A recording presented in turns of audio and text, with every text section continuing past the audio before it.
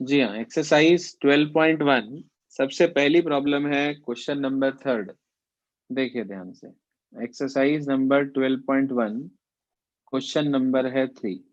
कहीं अगर अनबाउंडेड आएगा तो उसे आप छोड़ देंगे, क्योंकि अनबाउंडेड रीजन इस साल आपके कोर्स में नहीं है। क्वेश्चन थर्ड में आपसे ये कहा गया कि z हमारे पास है मेरे बच्चे 5x प्लस 3y। ये हमारे पास z है जिसे हमें मैक्सिमाइज करना है। उसने बोला we have to maximize it.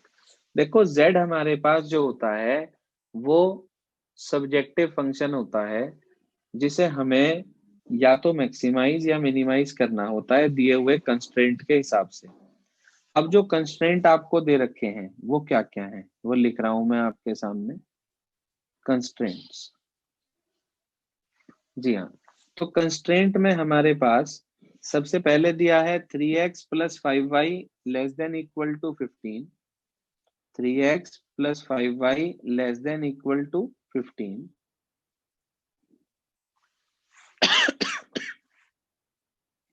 उसके बाद अगला आपको दिया है 5x plus 2y less than equals to 10। और उसके बाद आपको दो कंस्ट्रेंट जो मैंने बताया था हर बार मिलेंगे, x greater than equal to 0 और y greater than equal to 0। सबसे पहले आपने इनकी इक्वेशंस लिख ली। तो इसकी इक्वेशन हुई 3x plus 5y is equals to 15। बहुत ध्यान से समझ लेना, किसी भी तरह से कोई परेशानी हो तो उसे हाथ के हाथ पूछ भी लेना।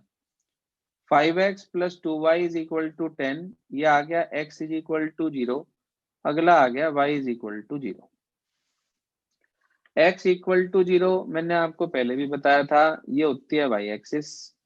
y इक्वल टू 0 ये होती है x एक्सिस। तो इन दोनों का तो फिक्स है कि ये x एक्सिस और y एक्सिस है। अब हमें इसके पॉइंट निकालने हैं। तो एक बार आप x को 0 रख दो। जब आप x को 0 रखेंगे तो आपको y की वैल्यू मिल गई 3। और एक बार आप y को 0 रख दें तो आपको x की वैल्यू मिल गई 5। तो दो पॉइंट आपके पास आ गए 0, 3, 5, 0। किसी भी लाइन को प्लॉट करने के लिए हमें दो ही पॉइंट की जरूरत होती है बेसिकली, इससे ज्यादा की जरूरत नहीं होती। अब अगली इक्वेशन है 5x plus 2y is equal to 10। तो आपने वही x को 0 रख दिया तो y की वैल्यू मिल गई 5। फिर आपने y को 0 रख दिया तो आपको x की वैल्यू मिल गई 2। तो आपके पास पॉइंट आ गए, पहली लाइन के 0, 3, 5, 0, दूसरी लाइन के 0, 5, 2, 0 और x एक्सिस और y एक्सिस। अब हमें इसकी प्लॉटिंग करनी है। ध्यान दीजिए, आपने ग्राफ पेपर पर या कॉपी में ही जहां आपका जी करे वहां बना सकते हैं, मैंने पहले भी बताया था आपको। ये आपने इसकी प्लॉटिंग करी इस तरीके से। अब पहली लाइन प्लॉट कर रहे x पे 0, y पे 3, ये आ गया पॉइंट। फिर अगला है 5,0, उसका 1, 2, 3, 4, 5, ये 5,0। ये बेटा जी आपने इसे मिलाया और ज्वाइन करके आगे की तरफ प्रोड्यूस कर दिया इस तरीके से। अब आपको इस लाइन के या तो नीचे का कोई पॉइंट लेना है या ऊपर का कोई पॉइंट लेना है, बस लाइन के ऊपर का मत लेना। मान लो मैंने 0, 0 ले लिया, क्योंकि ये लाइन 0, 0 से पास नहीं हो रही तो मैंने 0, 0 ले लिया और फॉर 0, 0 इसे चेक कर लिया। 0, 0 लेस देन 15, यानी कि 0 लेस देन इक्वल टू 15 आ गया, जो कि ट्रू है। भाई 0 छोटा होता है 15 से तो ट्रू है, इसका मतलब इसका शेड इस डायरेक्शन में निकला 0, 0 की तरफ। ऐसे ही आपने अब अगली लाइन प्लॉट करी 0,5। तो 0,5 तो यहाँ बैठेगा और 2,0 यहाँ बैठेगा। ये रहा, आपने इन दोनों को ज्वाइन करा और मेरे बच्चे प्रोड्यूस कर दिया स्केल की हेल्प से। हाथ से मत बनाना, स्केल से बनाना पूरा। फिर इसके अंदर आपने फिर 0, 0 रखा फॉर 0, 0। आपने चेक करा 0, 0 लेस देन इक्वल टू 10। तो इसका मतलब ये भी ट्रू हो गया भाई, 0 छोटा है 10 से। तो इसका शेड भी 0 0 की तरफ ही होगा, इसका भी 0 0 की तरफ होगा। इस लाइन का शेड मैंने आपको बताया था, ये जो लाइन है x इक्वल टू 0 वाली, एक ये लाइन थी y इक्वल टू 0 वाली, इसका शेड हमेशा राइट साइड और इसका शेड हमेशा ऊपर। तो आप ये देखें कि आपके पास फिजिबल रीजन ये आ गया बाउंडेड, इसके कोऑर्डिनेट 2,0, इसके कोऑर्डिनेट 0,3, इसके कोऑर्डिनेट 0,0। ये वाला पॉइंट नहीं मिला मुझे अभी, ये वाला जहां दोनों लाइनें इंटरसेक्ट कर रही। तो आपको सबसे पहले इन दोनों लाइनों का इंटरसेक्शन पॉइंट निकालना पड़ेगा। वो आप इंटरसेक्शन पॉइंट चाहे तो ग्राफ से पहले निकाल लें, चाहे ग्राफ के बाद निकाल लें, ये मर्जी आपकी है। तो मैंने यहाँ लिख दिया आई पी, मतलब इंटरसेक्शन पॉइंट निकाल रहा हूं मैं। तो मैंने दोनों इक्वेशन लिख ली भाई, 3x plus 5y is equal to 15, और दूसरी इक्वेशन लिख दी मैंने 5x plus 2y is equal to 10।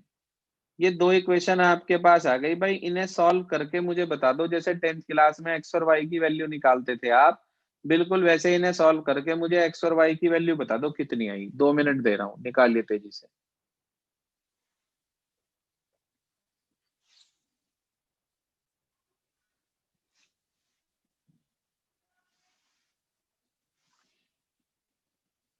निकाल लें भाई तेजी से।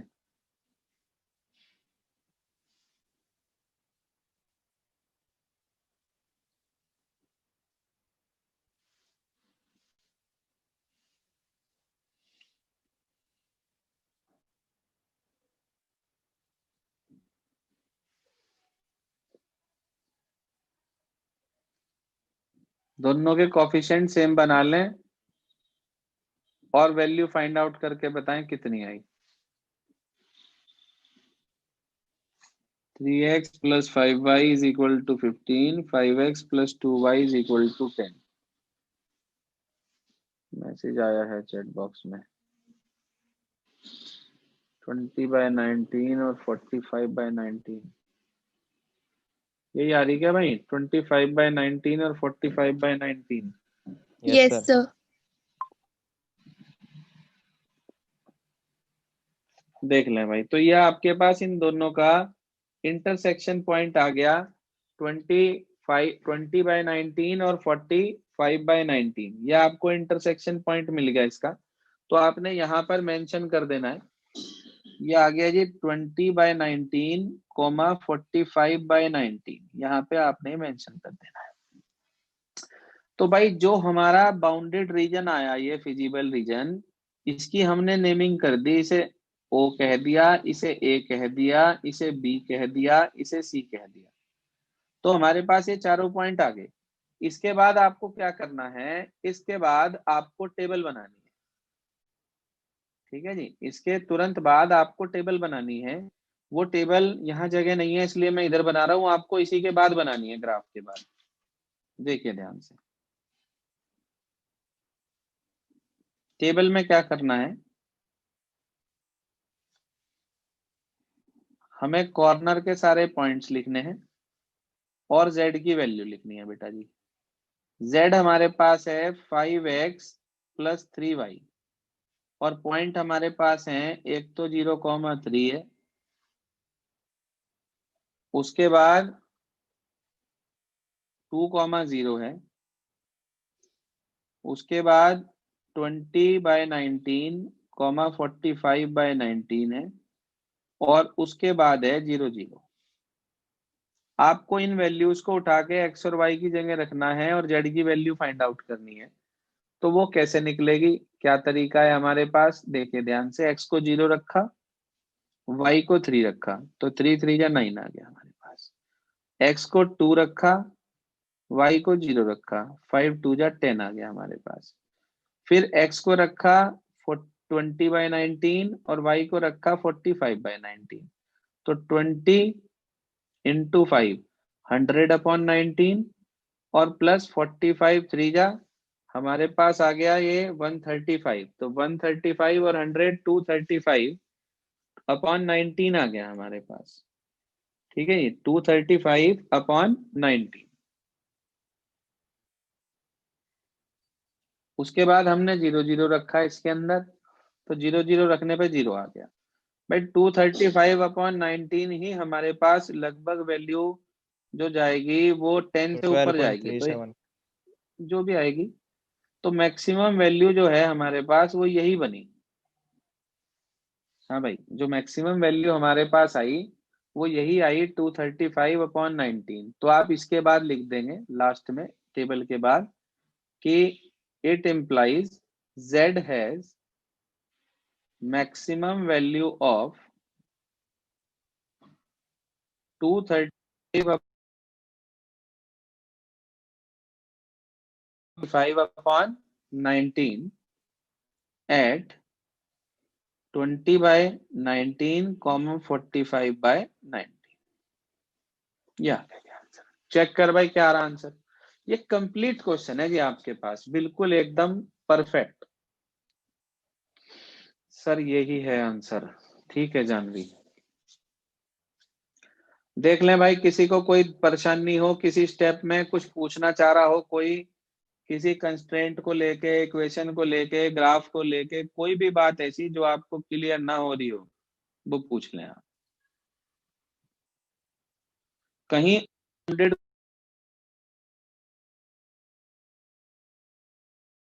अनबाउंडेड आपको नहीं करना है, ठीक है जी, सर सिर्फ जब सर आपको बाउंडेड का 3 करना है। लाइन के इक्वेशन दिए होंगे हमें, तो सर उसे 3 हाँ, वेरिएबल वाले से उससे करेंगे, डिटरमिनेंट से सोल्व करने पड़ेगी सर वो तो। नहीं नहीं, क्यों सॉल्व करनी पड़ेंगे अक्षय, एक बार में दो ही तो लाइन इंटरसेक्ट करेंगे। मान लो आपके पास 3 लाइन है, सपोज करो 3 लाइन जी की इक्वेशन आ रही है आपके पास, तो सर। आप ये देखो के अंदर एक बार में जो इंटरसेक्शन होगा वह तो 2 ही लाइनों का होगा। तो जब मान लो यहाँ, जैसे मान लो तीसरी लाइन इस तरीके से गई यहाँ से, सपोज करो, तो जी इन सर। दोनों का यहाँ इंटरसेक्शन हुआ और उस लाइन का और इस लाइन का यहाँ इंटरसेक्शन हुआ। तो आप पहले इन दोनों का इंटरसेक्शन निकाल लो, ये पॉइंट आ जाएगा, फिर तीसरी लाइन और इसका इंटरसेक्शन निकाल लोगे, वो पॉइंट आ जाएगा, और उसके बाद आपके पास रीजन आ जाएगा। ये तो सिंपल क्वेश्चन है बिल्कुल। ठीक है सर। ठीक ठीक है, जैसे आप लोग समझ लो ना, क्लास उसमें करा था आपने, कौन सी थी वो, क्लास 11th में चैप्टर नंबर 6 था एक हमारे पास, तो बिल्कुल सेम वही तो फंडामेंटल है। बस यहां तक का काम तो जू का तू आपका वही है जो आप क्लास 11th में चैप्टर 6 में करके आए थे। बस इसके बाद सिर्फ और सिर्फ फिजिबल रीजन के कॉर्नर पॉइंट्स लेके जेड की वैल्यू निकालने का ही तो काम एक्स्ट्रा हुआ, और तो इसके अंदर कुछ भी एक्स्ट्रा वर्क नहीं है। यस चलिए सर। अगली प्रॉब्लम है क्वेश्चन नंबर 7, वो भी देख लो एक सर ये बार। कॉन्स्टेंट का सर मतलब क्या हो गया सर वैसे? कंस्ट्रेंट का मतलब ये है कि वो इन इक्वेशंस जिसकी हेल्प से हम जेड को मैक्सिमाइज या मिनिमाइज करते हैं, उन्हें हम कंस्ट्रेंट कहते हैं यहाँ पर। ठीक है त्यागी यस जी। सर।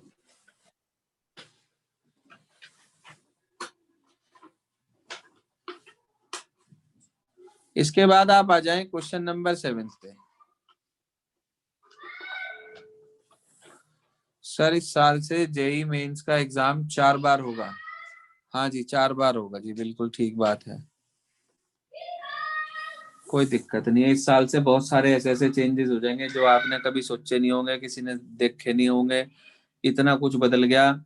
अभी आने वाले साल में और भी बहुत कुछ बदल जाएगा। ये कोरोना की वैक्सीन की बात कर रहे हैं, कुछ नहीं होने का इस वैक्सीन वुक्सीन से, सिर्फ और सिर्फ झूठो ही दिखावा है और कुछ नहीं है, ना कुछ होने वाला इन वैक्सीन वुक्सीन से। एक बात सोचो, अभी आप समझ के देखो कि इतनी बड़ी बड़ी बीमारियां हैं जिसकी आज तक के कभी वैक्सीन बनी ही नहीं, 100 साल हो गए आज तक कभी उनकी वैक्सीन मिली नहीं, कोरोना की कहाँ से मिल जाएगी। तो इसलिए प्रिकॉशन लो और इसके साथ जीने की आदत डाल लो, विक्स की गोली खाओ मौज लो, अक्षित त्यागी जी कह रहे। ठीक है त्यागी जी, विक्स की गोली खिला देंगे इन्हें बच्चों को, चलो पढ़ लो बाप। तो भाई जेड की वैल्यू दे रखी है आपको 5वें क्वेश्चन में। मैं तो ये समझता हूँ शायद अब तो सारी बात क्लियर होगी होगी, बार बार एक ही चीज को मैं आपको समझाऊं उसका फायदा भी कुछ नहीं। चलो एक आधा और छोटा सा क्वेश्चन ले लेते हैं।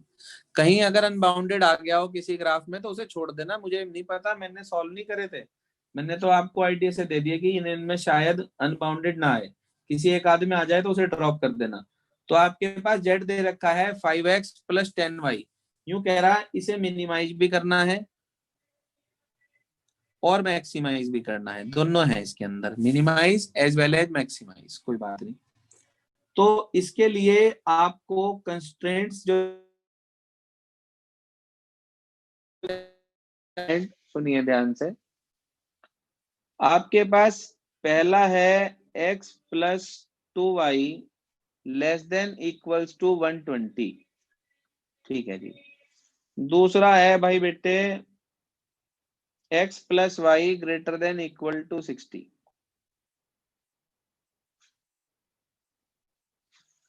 तीसरा आपके पास है x minus 2y greater than equal to 0, x minus 2y greater than equal to 0। और इसके बाद अगला है x y greater than equal to 0। इसका क्या मतलब है? इसका मतलब है x greater than equal to 0 और y greater than equal to 0। तो ये आपके पास 5 लाइनें हैं, इसके अंदर कोई दिक्कत नहीं है, उसी के अकॉर्डिंग हम लोग काम करेंगे। एक बार हमने x को 0 रख दिया तो y 60 आ गया, एक बार हमने y को 0 रख दिया, भाई इसकी इक्वेशन लिख लेना, मैंने इक्वेशन नहीं लिखी, यहाँ इसकी इक्वेशन लिख लेना पहले। तो आपने x को 0 रखा, y की वैल्यू 60 आ गई, y को 0 रखा तो x की वैल्यू आपके पास 120 आ गई। उसके बाद x को 0 रखा हमने तो y 60 आ गया, y को 0 रखा तो x 60 आ गया हमारे पास। इसके अंदर आपने x को 0 रखा तो y की वैल्यू आपको 0 मिल गई। अब अगला अगर आप y को 0 रखोगे तो x 0 आ रहा है, तो उस केस में हम कोई और पॉइंट निकाल लेते हैं। आप देखो सारे 10 10 के मल्टीपल में चल रहे, तो आप इसे भी 10 10 के मल्टीपल में निकाल लो। x is equal to 2y है, y को अगर मैं यहाँ रख दूं 10 तो x की वैल्यू 20 आ जाएगी, तो 20, 10 तीसरा पॉइंट, दूसरा पॉइंट आ गया इसका। अब इसके बाद हमारे पास x इक्वल टू 0 तो हो गई y एक्सिस और y इक्वल टू 0 हो गई x एक्सिस। अब सिर्फ इसकी प्लॉटिंग प्लॉटिंग का काम रह गया, वो कैसे करेंगे, क्या तरीका है हमारे पास, वो आपको मैं सिखा चुका हूं, दोबारा बता देता हूं एक बार। अनबाउंडेड आ गया तो छोड़ देंगे, अनबाउंडेड नहीं है इस बार आपके यहाँ। तो भाई हमने इसका स्केल मान लिया, x एक्सिस और y एक्सिस पे 1 सेंटीमीटर इक्वल टू 10 यूनिट्स ले लिया हमने और उसके हिसाब से निकाला। तो 0,60 तो यहाँ आ गया लगभग 0,60। उसके बाद 120,0 तो ये 120,0 आ गया। आपने इसे ज्वाइन करा और प्रोड्यूस कर दिया आगे की तरफ ए ऐसे, ये। अब इसका शेड निकालना है, तो आपने 0 0 इसके अंदर देखो, या तो लाइन के इधर का पॉइंट लेते हैं या लाइन के उधर का पॉइंट लेते हैं। तो भाई हमने इस x और y की जगह पे 0 0 रख दिया इसमें, तो 0 लेस देन 120 आ गया, इसका मतलब इसका शेड अंदर की तरफ हो गया। अगला है x0 y60, तो x0 y60 तो यही वाला ही पॉइंट था 0 60। अगला है 60,0, तो 60,0 बिल्कुल इसके इन बिटवीन यहाँ बैठेगा हमारे पास, ये 60,0 हो गया, ये 120,0 हो गया, ये 60,0 है हमारे पास। इसे हमने यहाँ पर मिलाया और प्रोड्यूस कर दिया आगे की तरफ। ये हमने इसके अंदर 0 0 पुट करा इस वाली लाइन के अंदर, तो 0 ग्रेटर देन 60 आ गया। भाई 0 बड़ा तो नहीं होता 60 से, इसका मतलब 0 0 की तरफ तो शेड नहीं होगा, इसका शेड बाहर की तरफ होगा, इधर की तरफ। अब इसके बाद अगला है हमारे पास x0 y0, तो ये वाला पॉइंट हो गया। और अगला पॉइंट है 20,10, तो 20,10 x पे 20 और y पे 10, यहां कहीं बैठेगा लगभग। आपने इसे मिला दिया, आगे की तरफ प्रोड्यूस कर दिया ऐसे, ये। अब आपको इसका शेड निकालना है, किधर की साइड बैठेगा। तो आप चाहे तो इस लाइन के इधर का पॉइंट ले लो, चाहे उधर का ले लो, इसमें 0 0 नहीं ले सकते। क्यों नहीं ले सकते? क्योंकि ये लाइन खुद 0 0 से पास हो रही।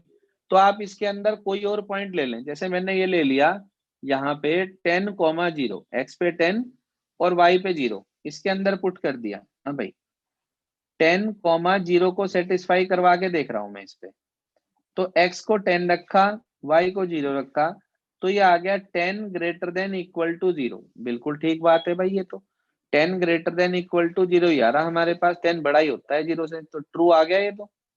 इधर का पॉइंट ट्रू ट्रू आ गया, तो इसका मतलब इस लाइन का शेड इधर होगा। आप ध्यान से देखो, इसका शेड इधर, इसका शेड ऊपर, इसका शेड नीचे, इस वाली लाइन का शेड राइट साइड होगा तो इसी के अंदर इंक्लूड हो जाएगा, और इस एक्स एक्सिस का शेड ऊपर की तरफ होगा। तो आप ये देखो कि आपके पास ये फिजिबल रीजन आया भाई, जिसके पॉइंट क्या क्या है, 120,0, 60,0, इंटरसेक्शन पॉइंट इन दोनों का और निकलेगा। ये लाइन की इक्वेशन है x is equal to 2y। इस वाली लाइन की इक्वेशन थी जिसमें 120 आ रहा था, उसकी इक्वेशन है x plus 2y equal to 120, और इस लाइन की इक्वेशन है x plus y is equal to 60। ये आ रहा हमारे पास। अब आप इनके इंटरसेक्शन पॉइंट निकाल दो, जैसे इस लाइन का और इस लाइन का निकाल रहे, देख ले भाई अक्षित, x इक्वल टू 2y हमारे पास है इसके अंदर, तो x इक्वल टू 2y इसके अंदर अगर मैं रख दूं, हाँ भाई x की जगह पर 2y रख दूं, तो 2y plus y, 3y is equal to 60, तो y इज इक्वल टू तो 20 हो गया, y हो गया 20, y 20 यहाँ रख दिया तो 20 टू जा x हो गया 40, 40,20 तो ये वाला पॉइंट आ गया। अब आपको ये वाला पॉइंट निकालना है, तो x इक्वल टू 2y है, सब्सटीट्यूशन मेथड लगा रहे, x को 2y यहाँ रख दिया, 2y प्लस 2y हो गया 4y, 4y इक्वल टू 120, तो y इक्वल टू 30 आ गया हमारे पास। अब y 30 को यहाँ रख दें, 32 जा तो x 60 आ गया हमारे पास। तो आप ये देखो, आपके पास कॉर्नर पॉइंट आए 20 40 60 30 60 0 और 120 0। इसके बाद आपको क्या करना है, इसके बाद आपको फिजिबल रीजन बाउंडेड मिल गया। अब जब फिजिबल रीजन आपको बाउंडेड मिल गया, तो आपको इसके बाद टेबल बनानी है। एक में आपको लिखने हैं कॉर्नर पॉइंट्स, और एक में आपको लिखनी है जेड। जेड था 5x प्लस 10y, सारे पॉइंट ले लो। एक तो है भाई 40 20, एक है भाई 60 30, एक है भाई 60,0, और एक है 120,0। करें भाई सब पे कैलकुलेट, 60 20 पे वैल्यू बताओ कि इस पे 40 20 पे वैल्यू बताओ कितनी आ रही, पहले करो सर 400। कैलकुलेट। 400।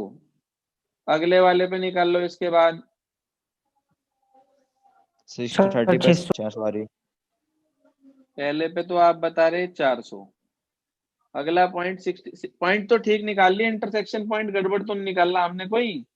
नहीं सर सही है। चलो बताओ 60 30 पे कितनी, 600 आ रही सर। 600। चलो अगले पे बताओ 60 0 पे। सर 300। 300। अगले पे बताओ 600। फिर 600। जी यस सर। सर। यार तो भाई मिनिमम तो बैठा 300 एट 60,0, मिनिमम बैठा 300 एट 60,0, और मैक्सिमम बैठा हमारे पास 600, कहाँ कहाँ पे, 60 30 और 120 0 पे, ये मैक्सिमम है। ठीक है भाई, देख लो जी। अभी भी अगर समझ में नहीं आई बात, तो फिर तो मेरे ख्याल से चैप्टर समझ में आने का नहीं। बताओ भाई अक्षित, ये वाली बात क्लियर होगी, जब 3 लाइनें आएंगी तो इंटरसेक्शन पॉइंट कैसे यस सर। निकलेगा।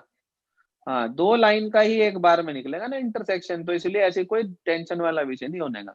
ये वही जैसे काम मुझे है जो क्वेश्चन में क्लास दे रखा 11 है, में। इसके 7th के ऊपर ये लिख रहा है कि show that minimum of z अगर एट मोर देन 2 पॉइंट, पर यहाँ पे सर 2 पॉइंट पे मिनिमम, मैक्सिमम आ रहा है ना। Show that minimum of z occur two, उसे क्या मतलब है, तुम उसे छोड़ो परे। ये कुछ नहीं आया करता एग्जाम में, एग्जाम में सीधे सवाल आते हैं बिल्कुल। अब आंसर मुझे तो ये सर बताओ पीछे कि आ रहा जो करवाया आपने। यही आवेगा भाई, परफेक्ट आंसर है। तू क्या सोच रहा, हम गलत पढ़ा रहे क्या, परफेक्ट आंसर है नहीं बिल्कुल, सर। टेंशन ना ले बिल्कुल भी। इसके बाद क्वेश्चन नंबर 10 है भाई, वो भी करके दिखाऊं क्या, या समझ आ गया। हर्षित तेरी आ गया प्रॉब्लम सर। थी बेटे, हर्षित यस सर, आगे समझ। कर लोगे ट्राई। Yes sir. चलो, तो कल से ऐसा है, कल से हम लैंग्वेज वाले क्वेश्चंस को करना शुरू करेंगे कि किस तरीके से हम कंस्ट्रेंट खुद बनाते हैं और उसके बाद उन्हें सिंप्लीफाई करते हैं। सिंप्लीफाई करने का प्रोसीजर तो यही का यही है। सिर्फ और सिर्फ मैं जो चीज आपको सिखाऊंगा इसमें वो ये है कि आप कंस्ट्रेंट कैसे बनाएंगे। ठीक है जी, सर ओके जो बेटा। डिलीटेड पोर्शन है सर उसमें लिख रखा no word problem direct LPP question आएंगे। हाँ, उम्मीद तो यही है। मैं एक बार आपको शॉर्ट में बता दूंगा, अभी क्लियर नहीं करी इन्होंने सारी बात। जो डिलीटेड पोर्शन सीबीएसई का है वो फॉर्मुलेशन वाली प्रॉब्लम क्लियर करी, बस खत्म करी उन्होंने। अब ये नहीं पता फॉर्मुलेशन उन्होंने क्लियर कट वे में खोला तो है नहीं, कौन सा नहीं। वैसे तो कायदे से तो लैंग्वेज वाले सारे कट होने चाहिए जो इन्होंने दिया, लेकिन सीबीएसई ने कोई चीज ढंग से खोल के नहीं दे रखी।